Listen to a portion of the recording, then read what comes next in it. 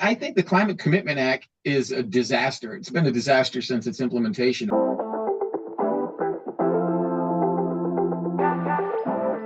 I'm Alan McPheeters with the Voter Interest Project. This year, voters in the 10th Legislative District are choosing two state representatives. 5 candidates filed to run, and we've invited each of them to join us for an interview. You can find out more about all the candidates at voterinterests.com. And if you'd like future coverage sent straight to you, you can subscribe at voterinterests.com/subscribe. Today I'm talking with Tim Hazelo, a Republican from Oak Harbor, who's running for State Representative Position 2. We shared possible questions with Tim ahead of time. Hey, well, good afternoon. Today is Thursday, June 11th, 2026, and we're here with Tim Hazelo, who is running for State Representative Position 2 in the 10th Legislative District. Tim, welcome to the Voter Interest Project. Where are you Hey, today? thanks for having me, Alan. This is it's exciting to finally interview with you. Yeah. Are you at home? Are you on the road? Where are you today? I love the background, but you're clearly not really Actually, there. you can see I'm still in my work uniform. I just rolled in. I'm driving a semi truck. I'm a commercial driver. I'm driving milk trucks up and down Highway 5 along with some other hazardous materials and things of that nature. Not that Oh, milk's a hazardous material, but I'm just living the American dream out there, cruising the road and meeting people and shaking hands and having a good time. outstanding. Outstanding. Why don't we start out with it's not really a rapid fire round, but just a little background on you so people can get to know who you are and where you come from and all that kind of thing. Are you married or are you single? Yeah. Yeah, I'm married. I met my wife in high school. I was a junior, she was a senior. We've been together ever since. So going on 40 years of being together. This October will be 39 years of marriage. Wow. And yeah, it's been a heck of a trip being military and deployed and spending years and years away from home. Right, right. Do you have children? Yeah, so I had three sons. One of them, as you probably remember, passed away in an accident back in 2006. He was 17. Oh So no, I I've have forgotten two that. I'm sons sorry. now. Yeah, thank you. And my youngest son runs a massage therapy business over in Anacortes. He's actually one of the top massage therapists. I'm not going to give him a plug on our interview, but uh, just look up my name and you'll find him. He's a junior. Anyway, Very good. very, very successful, doing great things. My other son is working steady, has a good job and loves his life here on Whidbey Island. And then I have three grandsons now, one of which Outstanding. who lives with me. And I'm going to tell you right now, patience is a little thinner when you're 58 than it was when you were 28. I can imagine. Oh, well, that must be delightful though. Get to be with the It's pretty grandkids. cool. It's Yeah. pretty cool. Did you grow up here on Whidbey or did you move here? How'd you get here? No. So I grew up in a small town called DeWitt in Michigan. It's just north of the capital city, Lansing there. But I joined the Navy out of high school. There's a whole story there. My wife and I were really poor. We come from poor families and it was I always wanted to join the military, but it's kind of my way out. And so I joined the Navy, and then the Navy brought me here, believe it or not, in the early 90s, mid 90s, 95.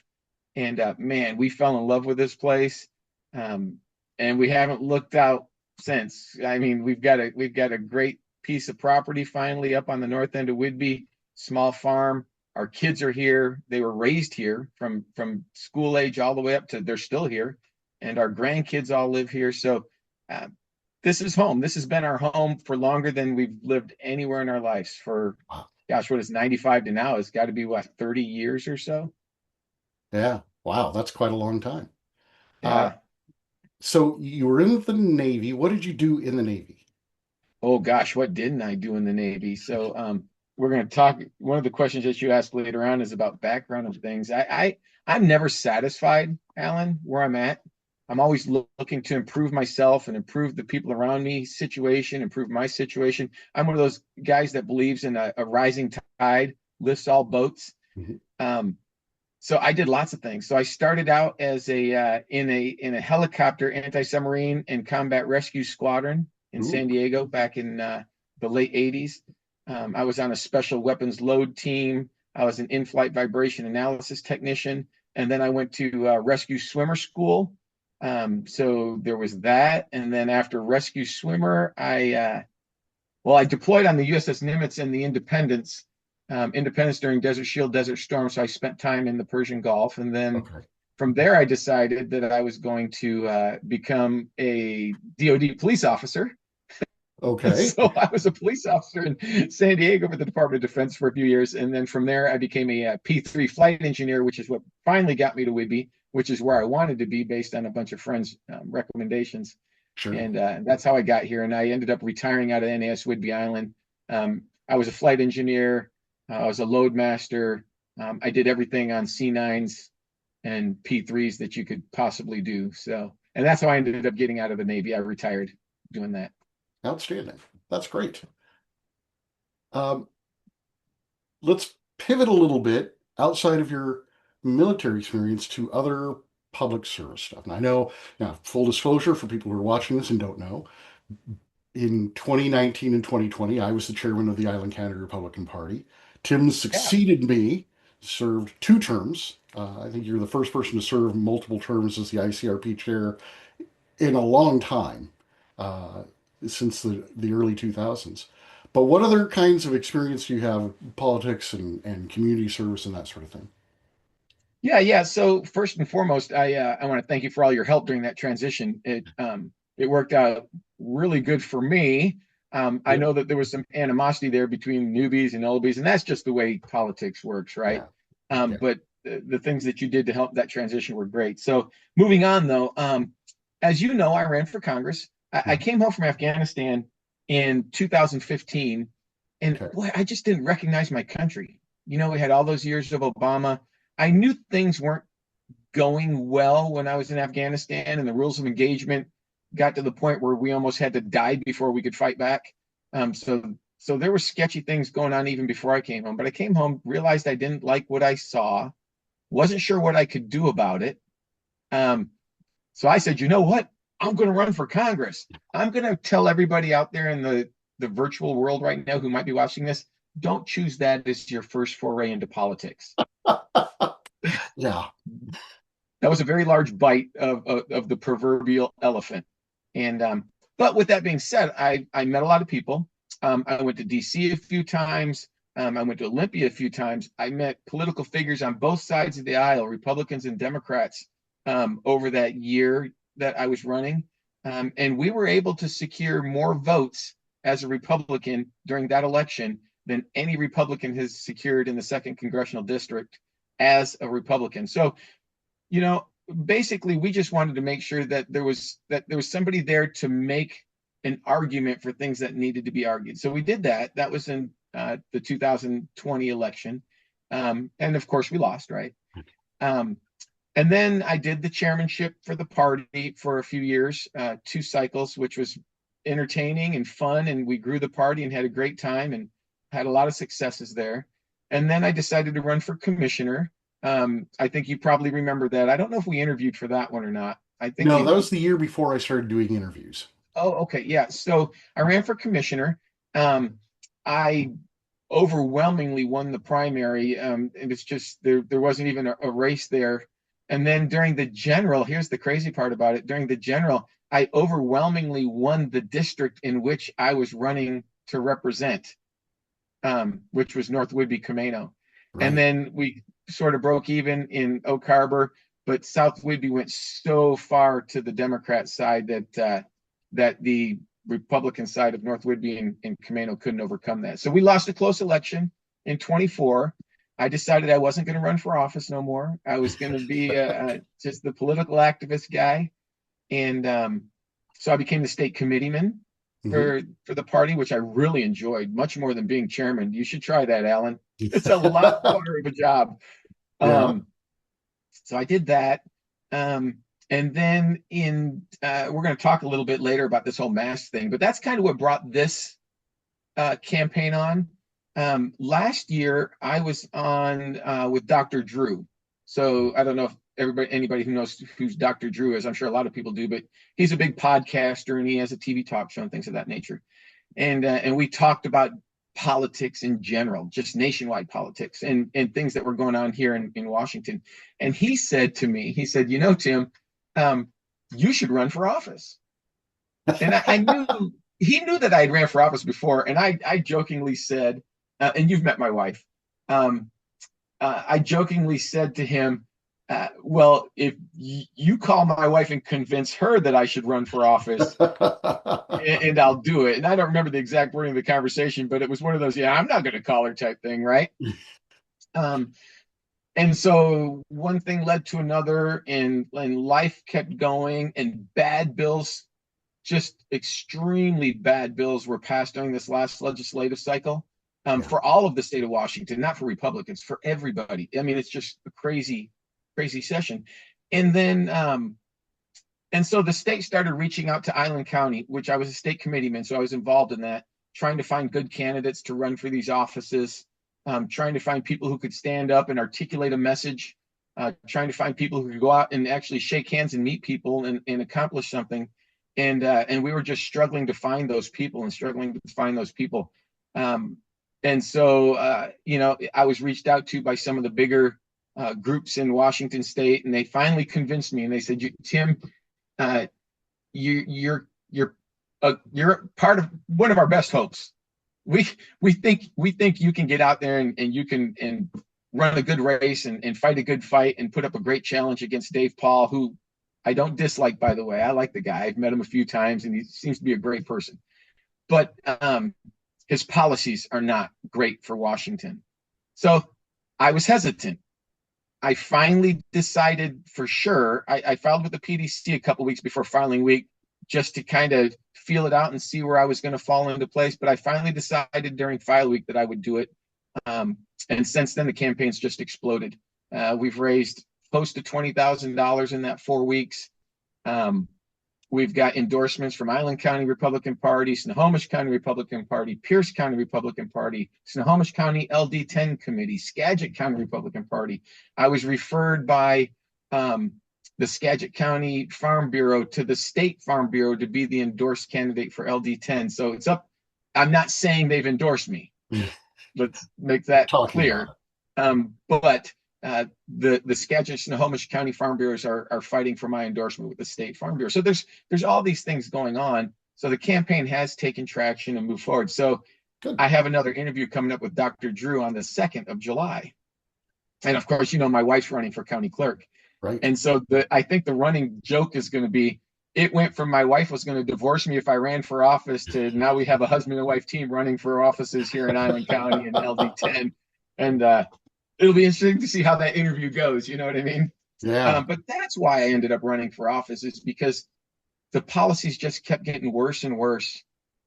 Our budget has more than doubled in 10 years in the state of Washington. Our expenditures are out of control. We're spending money on things that don't work, that don't provide any benefits for our people and our communities. And somebody has to stand up and have a little bit of common sense and some world knowledge and some experience in places other than Washington and other than education alone, and go out there and get the working guy, the truck drivers, the computer technicians, the garbage truck guys, the blue collar guys. One of us blue collar guys has to stand up and fight for what's right for the middle income America. So I decided to do it. Very good. The jury's still out on this one. Well, I always like to see somebody in for both teams on these races. I ran a race Oh yeah, once. for It's a sure. long time ago now, a dozen years, where we had an open seat. This is in the 21st district in Edmonds and Linwood and Mukilteo, and it was a seat that had been held by Democrats for a long time. 4 Democrats filed for the open seat. Filing week came to an end, and no Republicans stepped forward, so I jumped in. And you're right, it's an enormous amount of fun, and you learn a ton about how the government works by being a candidate. Yeah, So I'm glad to see just that just you're by able. participating in it. Yeah, yeah, absolutely. Win or lose, you still learn a lot, and you make the case. Very good. Now, Sometimes thinking you learn about, things you don't want to know. well, yeah, sometimes you see how the sausage is made, but That's right. uh, thinking about the things that you've told me in your background, Mhm. probably the closest thing to being in the legislature is your time as a state committeeman. Do you think that that's a reasonable analogy, and kind of explain what you do as a state committeeman and how it might be like being in the legislature? Yeah, well, I mean, it's not just being a state committeeman. I failed to mention that I was on the legislative committee for the Grange, which is a national organization, but I was on the legislative committee for the Grange in South Whidbey to represent the state of Washington at the state level.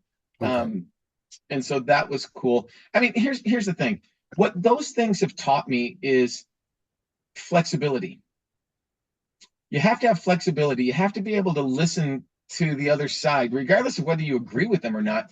They believe that their ideas and their propositions and their policies are the right ones. They believe that. I don't think even the people who pass these terrible bills that we've passed, I think they believe those bills are going to do something positive for the state. Right. I disagree on most of those aspects, but they believe that. So as a legislator, I need to be able to listen to those people. I need to be able to listen to the community on both sides, on all sides. There's more than just two sides. Sure. We have people that don't identify as any political party. We have people who've never been involved in politics at all that all of a sudden are like, why am I going to have to file a tax return? I don't make $1 million. Right. Why do I got to file a tax return? And so we need to be able to listen to those people who might not agree with the policies that I am planning on pushing forward and negotiate with them and find an even ground and say, okay, yeah, I understand that you feel that we need to raise more money to accomplish some of these things you want to accomplish. But what I found is if we are frugal and we spend wisely and we don't waste a lot of money on things that don't accomplish anything, Yeah. then maybe we don't need to raise those taxes on those middle income and upper income folks. So there's ways that you can negotiate. And one thing that you've never seen me do, Alan, you've never seen me cuss somebody out. You've never seen me be angry at the other side in public. I just won't do that because I believe that we're all Americans when it's all said and done. We're all U.S. people who want the best for our nation. We just don't necessarily always agree on what's the best for Yes. our districts and our communities and our cities. For instance, I went and spoke at the city council the other day. I don't know if you saw that, and I haven't seen it yet. it was contention. There was contention there, but guess what? We were all cordial with each other. There was no arguing. There was no fighting. There was no booze. There was no exorbitant clapping when you thought somebody said the right thing. But we were able to do what needed to get done. Let me turn this off real quick. I apologize. It's my alert saying I need to talk to Alan today. I didn't dismiss it earlier. I just pressed the snooze button. So give me 30 seconds. But yeah, Sure. those are the things that I think put me in a position to where I'm able to function on the legislative level. And then you add in the fact that I've been around the world a few times. I've seen things.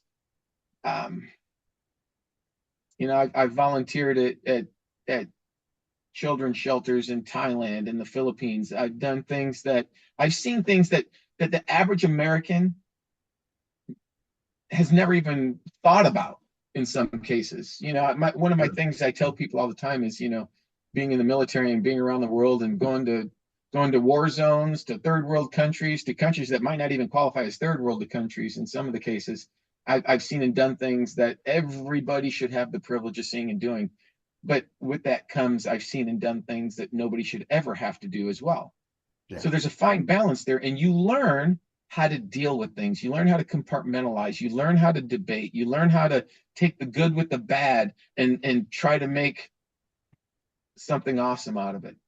And I Very think good. that's what I'll take to the legislature is the fact that I'm a down to earth, middle income, hardworking guy that wants what's best for his district and wants to listen to what the people have to say. And I want what the people want, not what elites in the government think the people want. Yeah.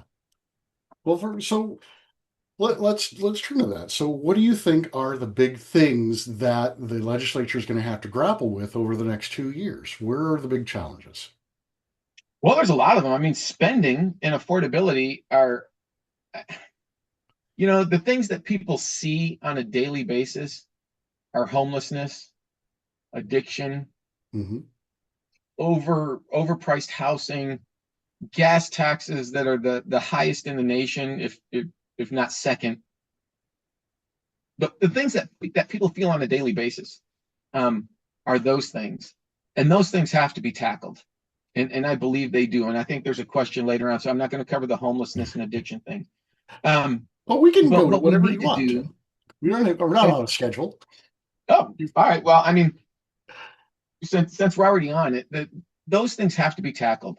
We Right. have to get away from the housing first strategy. That's been proven to not work anywhere in the nation, anywhere in the world for that matter. What we need to do is we need to get to a treatment, show these people that there's a better way to live their lives, convince them that there's an easier way that they can get off the streets, they can be. Oh, You don't do that, giving them a house doesn't help. Giving them a place to stay does nothing.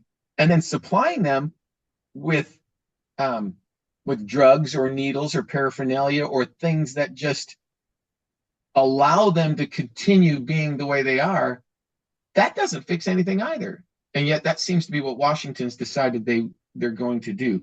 So I believe that we can find solutions. We can spend money that we would normally spend somewhere else on treatments, on inpatient. I know there. I've been to towns before here in Washington, Snohomish, Anacortes.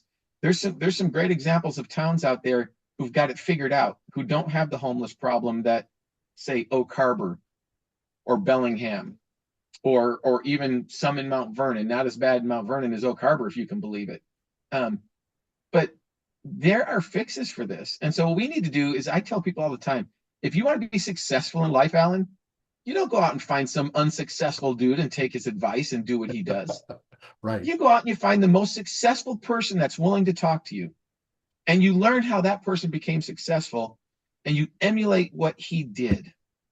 So why don't we talk to Anacortes? Why don't we talk to Snohomish? Why don't we talk to some of these communities who have figured it out and don't have RVs parked on the side of the road and don't have drug addicted people shooting up on the street corners of the bus stop next to the theater, right? Why don't we talk to these people and see what they did and then import some of those ideas into our communities? So, In what are they into doing in Anacortes? Um, that's a great question. I really want to know for sure, but I know what they're doing is they're not empowering homelessness Right. in the sense of there's not a lot of free over there, right? They don't let you park on the side of the road and throw up a big RV compound. Um, they move the people on that aren't willing to step up and do what's right for themselves. So I don't know if it's through city ordinance. I would imagine it is because these are cities we're talking about. Right. Um, but they've got to be doing something. So why are our leaders not reaching out to these people and finding out what they're doing? Sure. Right. And that's what I plan on doing. I plan on scouring the state and finding the communities that have the best policies that help the addiction and the homelessness in their communities and bringing that to the state and saying, this is what we need to do. Look, state, you're spending millions. We can't even begin to talk about if you add everything into how many millions and hundreds of millions of dollars they're spending on homelessness in the state of Washington. And yet it's getting worse every year, not better. Yeah. So we can find those solutions. So, but that was just one part of it. I think the bigger part is affordability because affordability can lead to homelessness. Unaffordability, I should say, can Right. lead to homelessness. I'll give you a story. My son, the one that lives in Anacortes, he has a little 2 bedroom apartment and he spends almost $3,000 a month just to rent this apartment.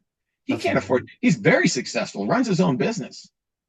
I mean, he does really well, and he can't afford to buy a house in the state of Washington right now. Yeah. Um, Gas taxes through the roof. Did you know that we spend, without including federal taxes, just fees and taxes and add-ons to a gallon of gas in the state of Washington is about $1.79, depending on where you're at in the state, which Wow. community or city you're in.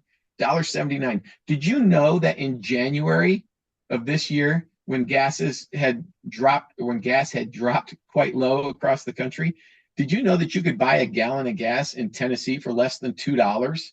They were Wow. spending less money on an entire gallon of gas than we spend just on our taxes and fees for a gallon of gas. You know how much oil they refine in Tennessee? How much fuel they make in Tennessee? Actually, I have no Not idea. too much. Hmm. How much do we make here in Washington? Lots, lots. And yet we're spending that much money. Bad policy, Alan. That's what's doing it. Yeah. Bad policy. It's not greedy oil companies. I'm sure they make their money. Don't get me wrong. It's Yeah. bad policy coming out from Olympia. Is Housing. so something. There was a series of town hall meetings Mhm. 3, 4 months ago, and both Clyde Shavers and Dave Paul said things. I attended the one with Shavers. I've heard secondhand about the Dave Paul one. They both talked about using Climate Commitment Act money for things that don't sound like climate commitment. Oh, Um, 100%.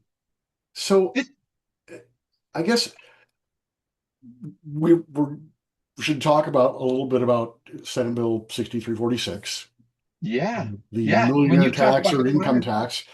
But the driving force between all of these things seems to be that the Democrats in Olympia, who've controlled the chamber for as long as anybody can remember, uh, mhm, have a set of policies that they think are essential and not enough mhm, revenue to pay for them. right.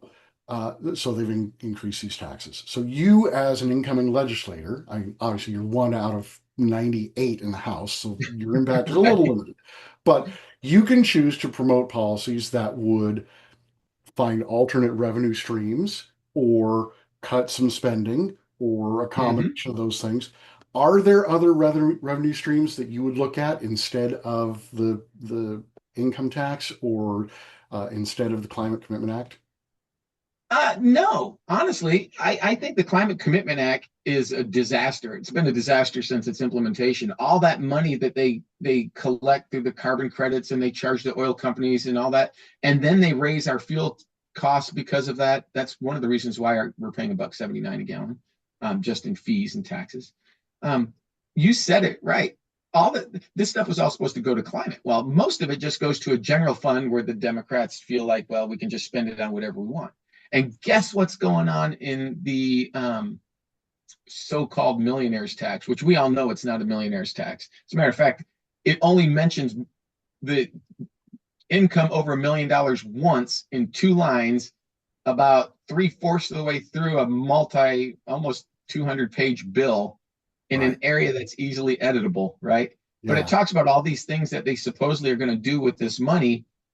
Yet it all just goes to this general fund, and the legislature is going to decide later for sure what they're going to do with the money. They want you to think they're going to do all these cool things. Here's the deal, Alan. If we don't find a way, I'll give you a great example. When I ran for Congress in 2019, I think I have to go back and verify, but I think I might have spent 50 grand to become the highest vote getter in the district. I was frugal. I found the best price for my signs. I created a lot of my own literature. I did not go out and hire multi-million-dollar consultants just to tell me how great I was and try to get more money out of me. My opponent, on the other hand, spent $1.2 million to retain a seat, right? Yeah. So there's ways to do these things. You don't have to spend $1.2 million to do that. You could spend 50 or $60,000 and still get the word out. The the moral of the story is Gregoire. We all know who she is, Mm-hmm. governor from a few years Former back. governor. Right. She came out and said the same thing that I'm saying right now. Washington doesn't have a revenue problem. Washington has a spending problem. We spend more money on frivolous things that accomplish nothing than most states' budgets. Isn't that Okay. just that just That's doesn't make sense. that's crazy. What So I would say now? that my Let's approach is let's going look to at be to some. spend less. What are the big ticket items that you would cut? I mean, it's easy to say, I don't like them. They're spending on this, and it turns out to be $50,000. $50,000 Yeah. isn't going to solve the problem. Where is the money being spent that you think you can make some cuts that'll make the difference? Well, I'll give you local a local expenditure that affects LD10 in the North Puget Sound. Okay. Ferries and trains. We spend so much money on ferries and trains that are late, or in the ferries case, if they even show up, Right. right? I got stuck on Lopez Island for almost 14 hours one day. And I kept asking the ferry dock guy, I said, hey, man, when's the ferry coming? Well, we're shorthanded. Our ferries are broke down. We don't have enough ferries. The ones we do have got to skip stops so they can make it to the other stops in time and pick up the vehicles. And I thought to myself, this was just in the last couple of years, I thought to myself, golly, what are we paying for here? And now we're buying these electric ferries Hmm. from out of state somewhere rather than developing a revenue here in our own state with plenty of shipbuilders here in the state of Washington. So we're buying these electric ferries that are going to be more expensive, Right. less dependable, way more expensive to maintain and operate. And why are we doing that? Because we want to feel good about the climate. Well, let's use modern technology. The most efficient machinery we have today is what they call diesel electric. It's like a locomotive. It's Right. like the current ferries we have. We can spend a fraction of the money building diesel electric ferries that are more efficient than an actual electric ferry, considering you have to put generators on the docks and create Hmm. other infrastructure to make them work, and save hundreds of millions of dollars over the years, but millions of dollars right now. That's just a simple little one that's right here in my little LD10 district. Right. Millions of dollars right there. So there's lots of things out there, and we could dive into dozens of them probably. But that's if you want to talk about LD10, that's one right here. Fair enough. We're getting close to the end of our time, and I want to make sure that we cover this because when somebody Googles Tim Hazelo, they're going to Mm-hmm. see this election office masking story. So, Yeah, what happened there? Why? And where are we with those cases now? yeah. That was one of the things that Dr. Drew. One of the reasons why Dr. Drew thought I should run. I mean, obviously, the saying is all press is good press. I don't necessarily agree with that, but I'll take Yeah. it. Here's the deal. Um, if we can no longer peacefully, and when I say peacefully, there wasn't even as much of a swear word said during this whole questioning of authority. But if we as a community, as the people, cannot peacefully question authority in the state of Washington without being prosecuted and thrown to the wolves, then we've all lost. We've all lost. So this is what happened, Alan. I peacefully questioned the authority. They couldn't give me an answer. They said they didn't know why. They didn't have a rule. They didn't, or excuse me, they had the rule, but they didn't have legislation and a way to tell me that they had the authority to create the rule. So I said, well, gosh, well, then I just want to watch the voting. And I was peaceful and quiet, didn't disturb nobody. You saw the Mhm. video. And when the sheriff came, he asked me to leave. I explained to him what was going on. He said, I don't care what's going on. You got to leave. So I left. How much more peaceful can that possibly be? And then what happened is um, we got into this. I went after the county, not after them. I didn't ask for any money. I didn't ask for any reparations. I didn't ask for any fees. I just said, hey, county, what gives you the authority? And that's where we're still at today. So that still hasn't been decided. I was just in front of a 3-judge panel in Seattle 2 Wednesdays ago talking about that. Oh, So that still hasn't been settled, whether they even have the authority to make the rule. and that's the So that's civil number suit. one. Say that again. That's the civil suit. That's on the civil suit. So then you go to the criminal side. Well, I sue the county to find out if they have the authority to make that rule, and then the prosecutor of the county decides that he wants to charge me with a felony for challenging the authority of Hmm. the not for actually committing a crime, mind you. They never accused me of messing with ballots. They never accused me of creating a scene. They never accused me of any of that. They just said that I was unauthorized because I didn't wear a mask. Hmm. And that's worthy of a felony in the state of Washington. I might not agree with the No Kings people or the people who protest Israel with their Palestine flags or or whatever it is that the left protests. I might not agree with that, but as long as they do it peacefully, I'll fight to defend it. Sure. And I have. I've spent 38 years of my life fighting for our nation in some way, shape, or form. But as soon as you can become a felon for questioning that authority, I'm not the only one that's lost right here. Now, where's the appeals? The appeals are all in process. There's been some opinions from some attorneys. There's a bar complaint against the prosecutor here in Island County. There's a judge here in Island County that questioned the ethical behavior of the prosecutor and all this. All that's moving forward. I can't really get into all that. The reality is, everybody that's involved in this knows that it's going to come to an end and it's all going to be expunged, and I'm not going to be a convicted felon for not wearing a face mask. The question is, how long is it going to take and how much is it going to cost? Island County and the state of Washington spent $1 million on this case. Is that a good, we can go back to affordability. Is that a good expenditure of government funds, of your funds, of our tax dollars, to prosecute a guy who questioned authority? That's all he did. He didn't steal nothing. He didn't break nothing. Right. He didn't threaten anybody. Questioned the authority of a government employee. So that's one of the reasons why we need to move forward. It's all in appeals. I'll keep you informed if something happens before the election and it gets tossed out or moved on to the next appeal. Believe me, Alan, you'll know about it. But right now, it's in the appeals courts. I believe that it's all going to go away. And when it does, then people can actually get out and be American citizens with the freedoms that we were given through our Constitution again, rather than being afraid to even challenge their government. Right. Okay. Very good. We're right about at time. So I want to wrap up with, what is the best way for voters to find out more about you? Is it your website, your Facebook page, your other social media? Should they call you directly? How Yeah, you can call me directly. I am. So, I hate texts. You get all those robo texts. I mean, right. Politicians robo text the heck out of people. If you get a text from me, it's going to be a text from me. It's going to be from my number, 360-720-0602. And you can feel free to call me back, text me back, find me in the street, shake my hand, tell me how dumb I am, or tell me how much you support me. Either way, I need to know what's going on in the world. So there's that. VoteHazelo.com is my website. Okay. Easy to find. I kept it short, and you can go there and learn more about me and look at the things that are going on in the campaign. And then I have Tim Hazelo for America is a Facebook page that I run. I'm the moderator on a few dozen different moderate to conservative Facebook pages.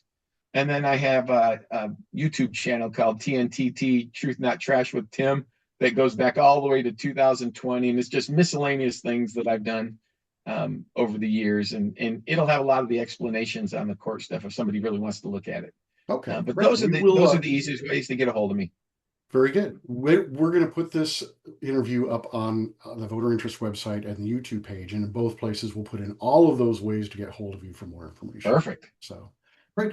Thanks so much for doing this, Tim. It's our first interview of the year. I think it went pretty well. I really appreciate you taking the time. Yeah, I enjoyed it, and I'm looking forward to seeing you interview some of the other folks, especially my wife. She's a real nervous Nelly. We'll try to put her at ease. All right. We have 4 races we're focusing on here in the early going. The races where someone's not going to make it out of the primary. Yours is one of them, and hers is another one. And I'm looking forward to, because it's an office I don't really know that much about how it works. So I think it'll be useful for everybody who watches it. So should be great. All right. Thanks, Tim. Take care. Right. Thanks, Alan. You bet. Have a good night. Thanks. You too. Bye-bye. Bye. Thanks for watching our interview with Tim Hazelo. If you found this helpful, you can support our work at voterinterest.com/donate and help keep us producing resources like this for voters in the 10th Legislative District. You can also stay up to date on future interviews and election coverage by subscribing at voterinterest.com/subscribe.